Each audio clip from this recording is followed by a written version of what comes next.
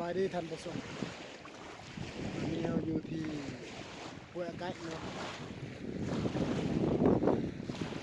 มาคือน้ำใหญ่ที่สุดลมพร้อมต้นทะเลเลยน้ำมองดีเนาะ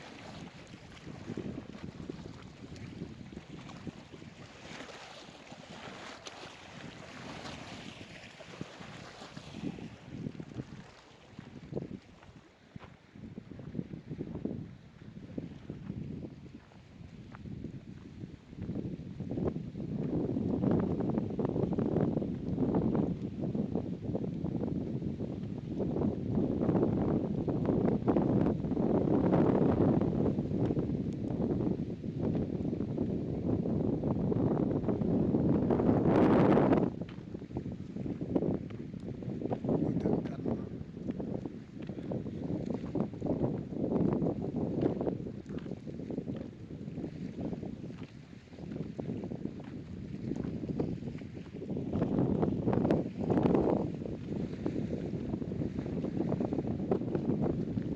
คืนนั้นซ้ำทะเลเนาะสุดลมก็แห้งขนาด